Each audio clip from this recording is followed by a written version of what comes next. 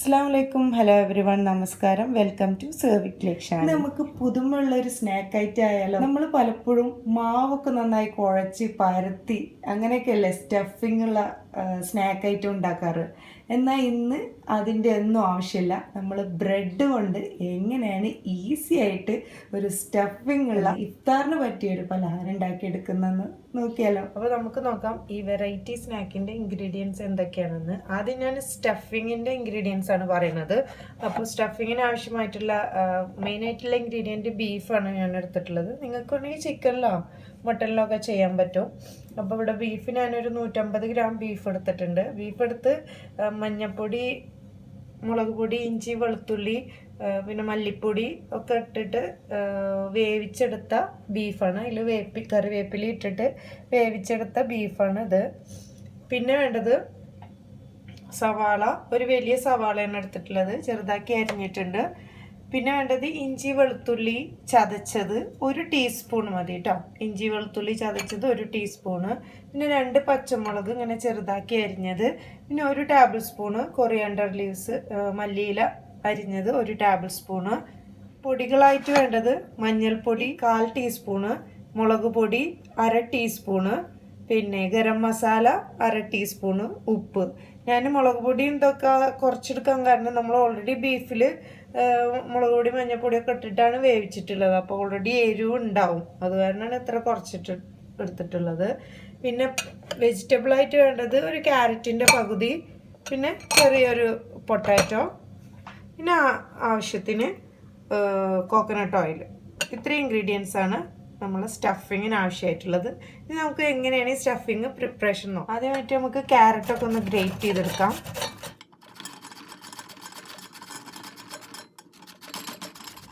ഇനി നിങ്ങളുടെ കയ്യിൽ ഗ്രേറ്റർ ഇല്ലെങ്കിൽ ചെറുതാക്കി കട്ട് ചെയ്താലും മതി കേട്ടോ. വളരെ ചെറുതാക്കി കട്ട് ചെയ്യണമെന്ന് മാത്രം. അതായിട്ട് നമുക്ക് ചെറിയൊരു പൊട്ടാറ്റോ ആണ് അത് ഗ്രേറ്റ് ചെയ്തെടുക്കാം.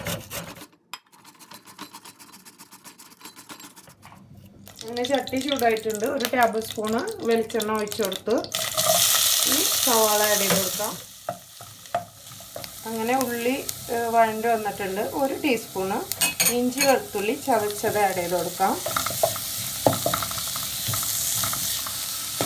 പച്ചമുളക് 2 എണ്ണം ചെറുതാക്കി കട്ട് ചെയ്തത്.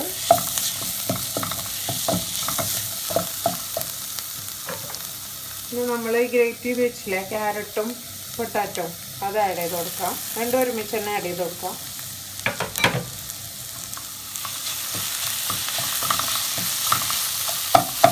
കുറച്ച് ഉപ്പ് ഞാൻ ഈ ഉള്ളി വഴറ്റിയപ്പോൾ കുറച്ച് ഉപ്പിട്ട് കൊടുത്തിരുന്നു. ഇനി ഉപ്പ് ആവശ്യമെങ്കിൽ ചേർത്ത് കൊടുക്കാം.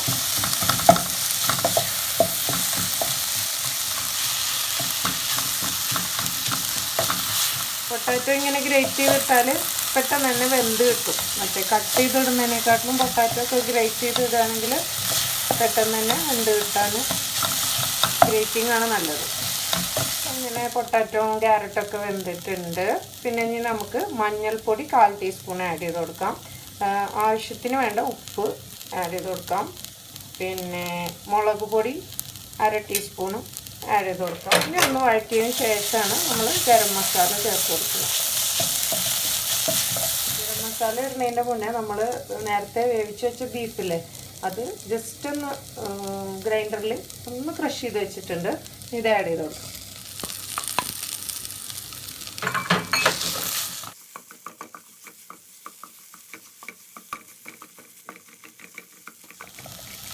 അങ്ങനെ 2-3 മിനിറ്റ് ഒന്ന് വഴറ്റിയതിന് ശേഷം ഇനി നമുക്ക് ഗരം മസാല ആഡ് ചെയ്ത് കൊടുക്കാം. കൂടെ തന്നെ ചെറുതാക്കി കട്ട് ചെയ്ത മല്ലിയില ആഡ് ചെയ്ത് കൊടുക്കാം.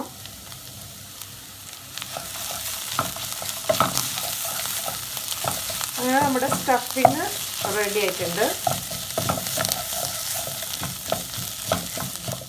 അടുത്തതായിട്ടുള്ള ഇൻഗ്രീഡിയൻ്റ് ആണ് ബ്രെഡ്.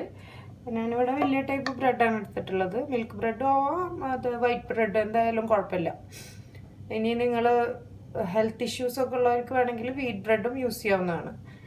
അതിനുശേഷം നമ്മൾ ബ്രെഡ് എടുത്തിട്ട് നമ്മളിങ്ങനെ ഈ ഡബ്ബകളുടെയൊക്കെ മൂടിയില്ലേ അതൊരെണ്ണം എടുത്തിട്ട് ഇങ്ങനെ വെച്ച് കൊടുത്തിട്ട് ഒരു റൗണ്ട് കിട്ടാൻ വേണ്ടിയിട്ട്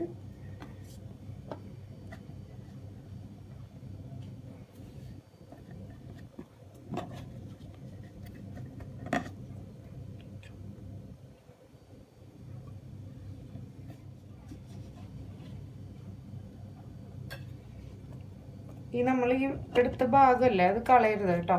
അത് ലാസ്റ്റ് നമുക്ക് ഡിപ്പ് ചെയ്യാൻ ആവശ്യമുണ്ട്.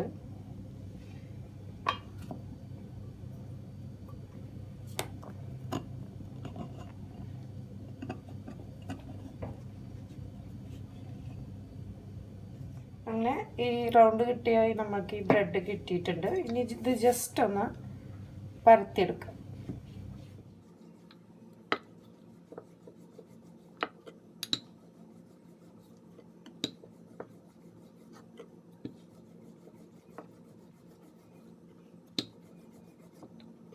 ഇനി നമ്മൾ പരത്തി കിട്ടിയ ആ ബ്രെഡിലേക്ക് നമ്മുടെ ഈ ബീഫും പൊട്ടാറ്റോ ഒക്കെ ഉള്ള മിക്സ് ഇട്ട് കൊടുത്തതിന് ശേഷം ഇതിങ്ങനെ ക്ലോസ് ചെയ്ത് കൊടുക്കുക.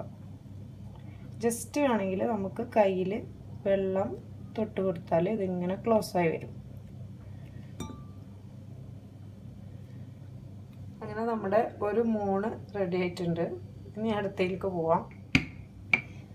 നമ്മൾ റൗണ്ടിൽ കട്ട് ചെയ്യുമ്പോൾ ബ്രൗൺ കളറ് ഇല്ലാണ്ട് നോക്കണം കേട്ടോ, നല്ല ശരിയാവുള്ളൂ. ഞാനിവിടെ ഇതൊരു 10 എണ്ണം ഉണ്ടാക്കി വെച്ചിട്ടുണ്ട്. ഇനി അത് പൊരിച്ചെടുക്കാം. ഇനി നമുക്ക് 2 മുട്ട എടുത്തിട്ടുണ്ട്, അത് പൊട്ടിച്ചു വയ്ക്കാം.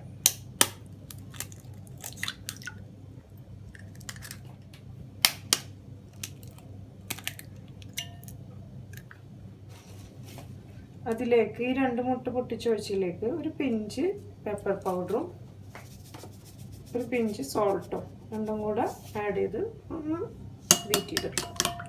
സ്പൂൺ കൊണ്ട് തന്നെ ബീറ്റ് ചെയ്താൽ മതി. ഒന്ന് കൈ കൊണ്ട് ബീറ്റ് ചെയ്തെടുക്കാം. നിങ്ങൾ നേരത്തെ ആ റൗണ്ട് ഷേപ്പിൽ കട്ട് ചെയ്തപ്പോൾ ബാക്കി ഭാഗം മാറ്റി വെച്ചില്ലേ, അതുകൊണ്ട് ഉണ്ടാക്കിയെടുത്ത ബ്രെഡ് ക്രംസ് ആണ്. അതാ ഞാൻ പറഞ്ഞത്, അത് നേരത്തെ പറഞ്ഞില്ലേ കളയണ്ടാന്ന്. അത് ഈ ബ്രെഡ് ക്രംസ് ഉണ്ടാക്കാൻ നമുക്ക് യൂസ് ചെയ്യാം. ഇനി നമ്മുടെ ഈ ഓരോ മൂണും എടുത്തിട്ട് ഈ നമ്മുടെ എഗ് വാഷ് ചെയ്യാം. നമ്മൾ കട്ട്ലറ്റിലൊക്കെ ചെയ്യണ പോലെ ജസ്റ്റ് ഒന്ന് എഗ് വാഷ് ചെയ്യാം. എന്നിട്ട് ഈ കൈ നമ്മൾ ഏത് കൈ കൊണ്ടാണോ എഗ് വാഷ് ചെയ്യുന്നത് ആ കൈ കൊണ്ട് പിന്നെ പൊടി തൊടാൻ പാടില്ല. അപ്പം മറ്റേ കൈ കൊണ്ട് നമ്മളിതൊന്ന് ഇങ്ങനെ ജസ്റ്റ് ഒന്ന് ഡിപ്പ് ചെയ്ത് കൊടുത്ത് ഓരോന്നോരോന്നും ഇങ്ങനെ ചെയ്തെടുക്കാം.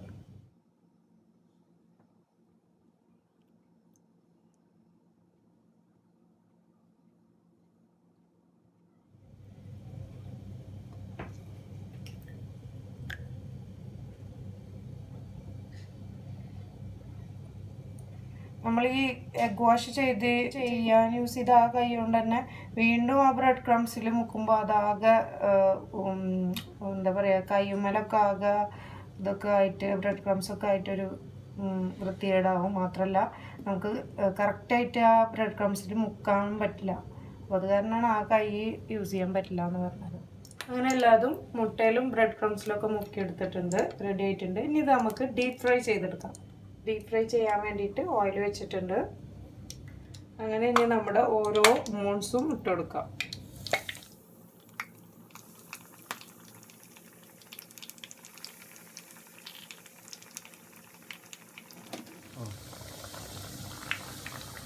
ബ്രെഡായ കാരണം വളരെ പെട്ടെന്ന് തന്നെ ആവും. അപ്പോൾ ഒരു മിനിറ്റ് ആയപ്പോഴേക്കും നമുക്കൊന്ന് മറിച്ചിട്ട് കൊടുക്കാം.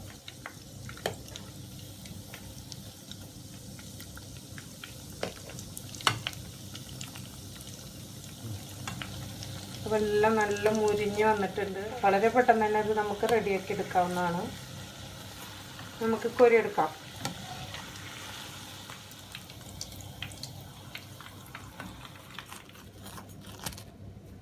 അങ്ങനെ അടുത്ത ബാച്ചും ഇതുപോലെ തന്നെ ഇട്ട് കൊടുക്കാം. വളരെ പെട്ടെന്ന് തന്നെ നമുക്ക് ആയി കിട്ടും, ഞാൻ നേരത്തെ പറഞ്ഞു. അങ്ങനെ നമ്മുടെ എല്ലാ ബ്രെഡ് മോൺസും റെഡി ആയിട്ടുണ്ട്. ഇനി നമുക്കിത് പ്ലേറ്റിംഗ് ചെയ്താലോ. അങ്ങനെ നമ്മുടെ ക്രിസ്പിയും ക്രഞ്ചിയും ടേസ്റ്റിയുമായിട്ടുള്ള ബ്രെഡ് മോൺസ് ഒക്കെ റെഡിയായി. അപ്പോൾ എല്ലാവരും ഉണ്ടാക്കുന്ന ഇതൊക്കെ കണ്ടല്ലോ, വളരെ ഈസിയാണ്. ബ്രെഡ് പാക്കറ്റ് വീട്ടിലുണ്ടെങ്കിൽ നമുക്ക് വളരെ പെട്ടെന്ന് തന്നെ മാവ് കുഴക്കാണ്ടെയും അതുപോലെ തന്നെ പരത്താതെയൊക്കെ റെഡിയാക്കി എടുക്കാൻ പറ്റിയ ഒരു സ്പെഷ്യൽ സ്നാക്കാണ് ഈ ബ്രെഡ് മൂൺ സ്നാക്ക്. അപ്പോൾ എല്ലാവർക്കും ഇഷ്ടപ്പെട്ടു എന്ന് വിചാരിക്കുന്നു. പിള്ളേർക്കൊക്കെ നോമ്പുണ്ടെങ്കിൽ, നോമ്പെടുക്കുന്ന പിള്ളേരാണെങ്കിൽ അവർക്കൊക്കെ വളരെ ഇഷ്ടപ്പെടുന്നൊരു സ്നാക്കാണ്. ഇതിൻ്റെ ഉള്ളിലത്തെ സ്റ്റഫിങ് എടുത്ത് പറയേണ്ടത് തന്നെയാണ്.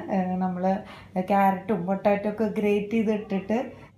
അപ്പോൾ എല്ലാവരും ഇതുപോലെ ഒന്ന് ട്രൈ ചെയ്ത് നോക്കിയിട്ട് ഫീഡ്ബാക്ക് അറിയിക്കുക. അപ്പോൾ ഇഷ്ടമായെങ്കിൽ എല്ലാവരും ഒന്ന് ഷെയർ ചെയ്യുക. നമ്മുടെ ഈ ചാനൽ ഇതുവരെ സബ്സ്ക്രൈബ് ചെയ്യാത്തവരാണെങ്കിൽ സബ്സ്ക്രൈബ് ചെയ്യുക. അതിന് തൊട്ടടുത്തുള്ള ബെല്ലൈക്കൺ കൂടി ക്ലിക്ക് ചെയ്യുകയാണെങ്കിൽ പുതിയ പുതിയ റെസിപ്പീസൊക്കെ ഞാനിവിടെ അപ്ലോഡ് ചെയ്യുമ്പോൾ നിങ്ങളിലേക്ക് വളരെ പെട്ടെന്ന് തന്നെ എത്തുന്നതാണ്. അപ്പോൾ ഇനിയും ഇതുപോലുള്ള പുതിയ പുതിയ റെസിപ്പീസുമായി വരുന്നവരേക്കും try to serve it like Shani.